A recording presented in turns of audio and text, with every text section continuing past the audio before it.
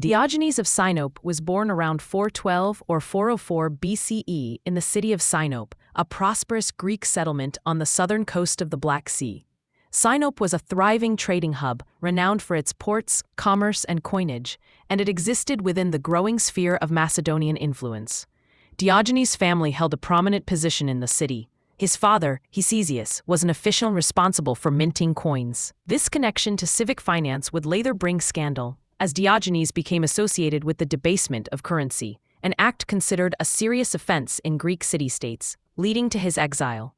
From the outset, Diogenes' life was shaped by both privilege and disruption, giving him an intimate understanding of social hierarchy while also exposing him early to the consequences of moral and legal transgression.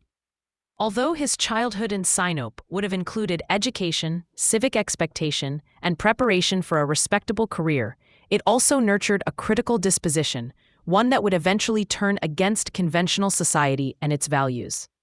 The exile that followed his involvement in the coinage scandal was a turning point.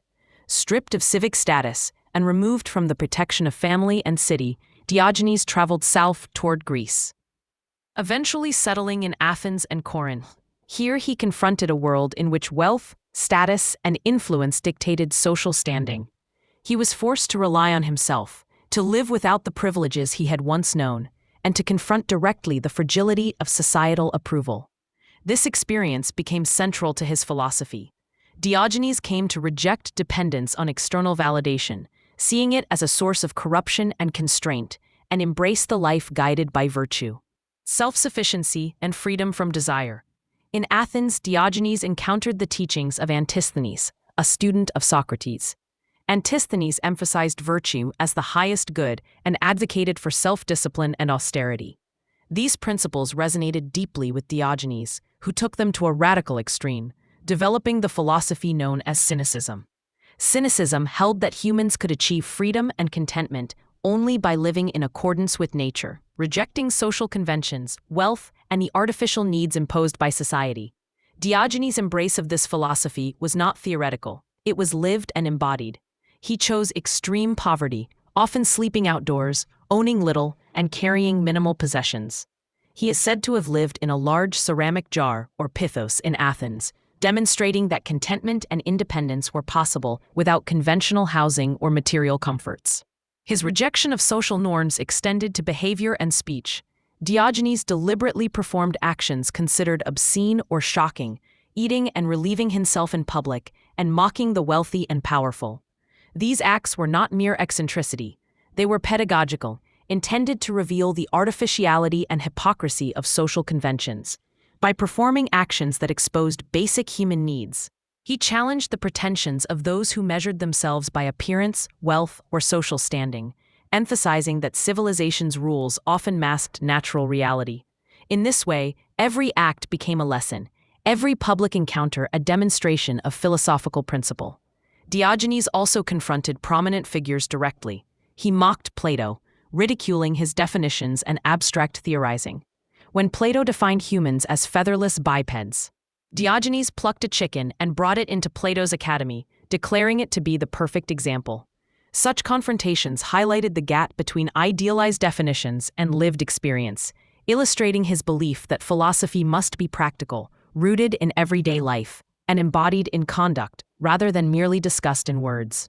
He also challenged power directly. When Alexander the Great visited him in Corinth and offered to grant any favor, Diogenes replied, "Stand out of my sunlight," exemplifying his indifference to political authority, wealth, and privilege. True freedom, he argued, came not from titles or riches, but from independence of mind and detachment from desire. Although Diogenes rejected wealth and social status, he was not solitary in influence.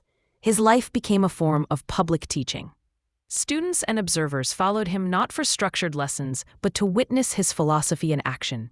His minimalism, confrontational wit, and disregard for convention prompted reflection among Athenians on the nature of virtue, the superficiality of status, and the artificial constraints imposed by society. By embodying his philosophy, Diogenes created a living critique of civic life, demonstrating that true human flourishing could exist entirely outside conventional norms. Diogenes' critique extended to ethics, society, and politics. He argued that morality tied to civic law, religion, or social approval often obscured true virtue. Real goodness required self-discipline, honesty, and harmony with nature, not adherence to social prestige or material accumulation. Through austerity, public demonstration, and critical dialogue, he showed that human beings could live freely and ethically without dependence on society's structures. In doing so, he exposed the vanity and corruption of public life while offering a model of autonomy, integrity, and moral courage. Throughout his life, Diogenes maintained his independence in the face of social hostility, ridicule, and discomfort. He moved through markets, public squares, and civic centers without compromising his principles, demonstrating that survival and contentment could be achieved without conformity or material reliance. His actions provided a counterpoint to the ambitions and anxieties that dominated Greek cities, showing that the cultivation of character, reason, and virtue mattered more than public approval, wealth, or political power. Even those who disdained him could not ignore the moral clarity and courage of his example. Diogenes' later years continued in this vein of austere wandering. He refused possessions, status, or luxury, and his life remained a sustained critique of societal norms. Stories recount his continued insistence on simplicity, minimalism, and moral integrity until his death around 323 BCE. He neither sought influence nor recognition. His life was a direct enactment of his principles. Death for Diogenes carried no need for ceremony or display. It marked the conclusion of a life lived in accordance with nature, free from the entanglements of wealth, desire, and social expectation. The influence of Diogenes extended well beyond his own lifetime.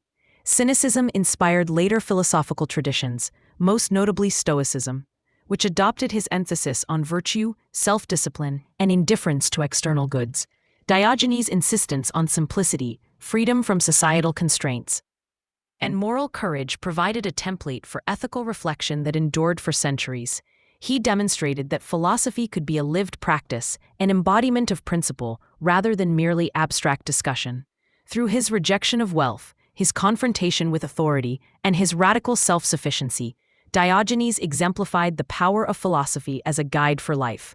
Diogenes of Sinope is remembered not for political office, material achievement, or social status, but for his unwavering commitment to principle. He deliberately embraced poverty, simplicity, and public critique to reveal the emptiness of conventional ambition. His life functioned as a sustained interrogation of human desire, morality, and social organization, illustrating that autonomy, virtue, and freedom could exist entirely outside society's approval. In rejecting society and living in accordance with nature, Diogenes became a lasting symbol of the philosophical life, a life guided by reason, courage, and integrity, indifferent to wealth and external validation, offering a profound challenge to assumptions about human flourishing, happiness, and the meaning of a good life.